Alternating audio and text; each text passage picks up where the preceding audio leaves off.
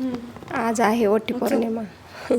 Hello hi YouTube family, सगळं मित्रमैत्रिणींना मनापासून शुभेच्छा वटपौर्णिमेच्या.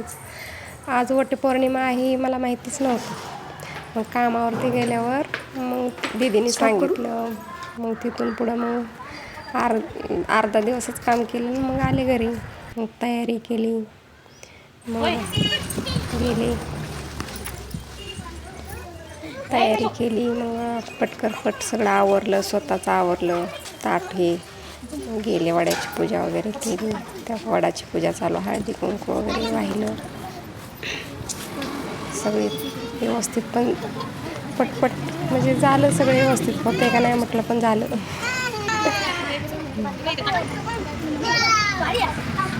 येता येतात सगळं सामान घेऊन आले होते. आंबा, वस्त्रमाळ, फुलं, हे बाकी काय घरात असते तेच घेतलं होतं. आता मग संध्याकाळी परत नाही तर पोळ्या करता येतील म्हटलं.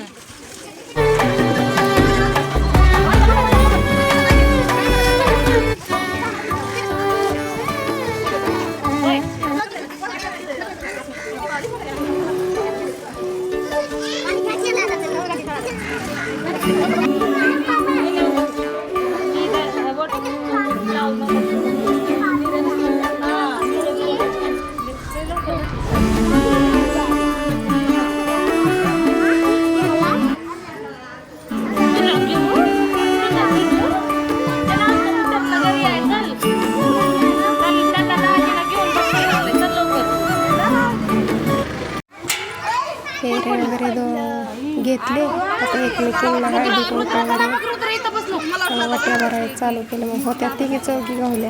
आणि मुक्ता वगैरे होत्या, त्यांना फोन केला नाही, काय नाही. माझ्या तर लक्षातच नव्हतं आज वटपौर्णिमा आहे ती. कामाला जाताना मग लक्षात आलं की बायका वगैरे दिसल्यानंतर मंदिरापाशी आज वटपौर्णिमा आहे. मग तिथून पुढे सगळी तयारी. वट्या तिघी चौघीच्या वाट्या भरल्या. हळदी कुंकू वगैरे लावून घेतलं. अंजली म्हणलं मग बस तुझी पण ओटी भरते. गप्पा मस्ती चालली होती आमची. मुक्ताला नागिन झाली. मग ती सांगत होती काय लक्षात नाही आलं फोन करायचा. फोन करायचा असतं तेवढ्यात. मग माझ्या ती कामावरती करून म्हटलं फोन त्यांना अंजलीला वगैरे. प्रत्येक वर्षी आम्ही बरोबरच जातो ना. मग ही माझी कल्पना मैत्रीण आहे. परत ती चल चल घरी. परत मग वाट्या वगैरे झाले भरून.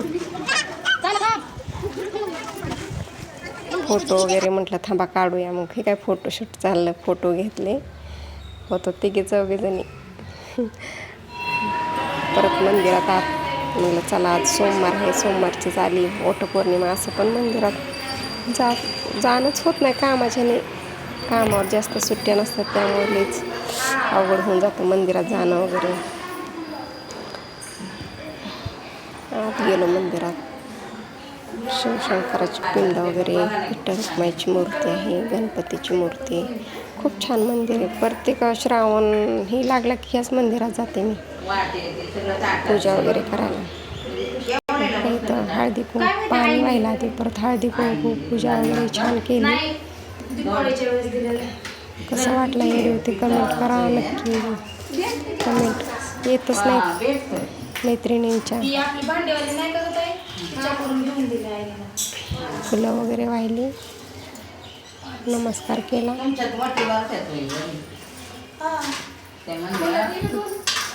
आता घरी गेल्यानंतर आणखी पुरणपोळी वगैरे करायची संध्याकाळी.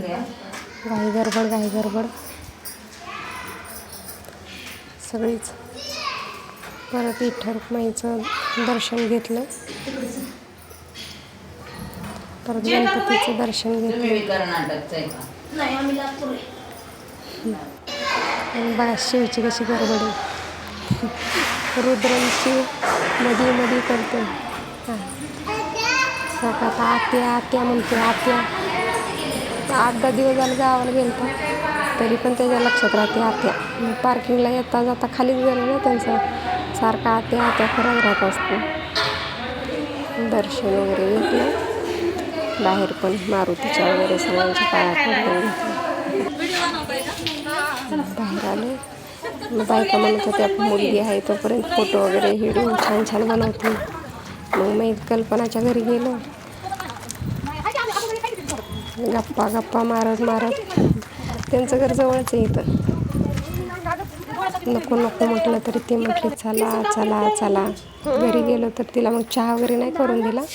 मग तिने वट्या वगैरे हळदी कुंकू वट्या भरल्या. साखर दे म्हटलं. चहाला कसं तर मुक्ताचं बाळ आहे ना छोटं, त्याच्यामुळे मी तेव्हा आलो मुक्ताच्या घरी. म्हणजे दोन्ही मैत्रिणीच्या घरी कधी गेले नव्हते आणि आजच योगा आला. दाजी म्हटले थांबा शूट करू आपण थोडंसं. मग दाजींनी शूट केलं. बाळासंग खेळले मुक्ताच्या. बऱ्याच दिवसांनी बघितलं त्याला. जाणंच होत नाही कामाच्या नाही तर काय आहे वेळ तर चला. तो पण बघायला लागला माझ्या तोंडाकडे,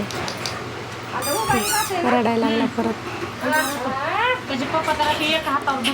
7व्या महिन्यात झालं पण छान आहे बाळ.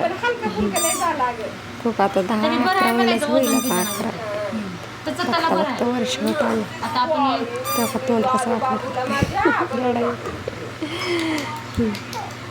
लहान बाळ असल्यावर दिवस कसा गेला उगवला मावळा काही समजत नाही. आता मम्मीकडे बघते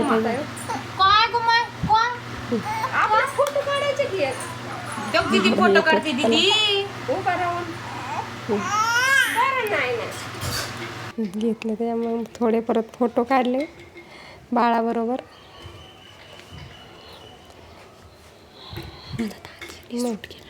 आता दाजींनी शूट केला आमचा. सावी वैराग्याचं लेण भाग्य दोरा सत्यवान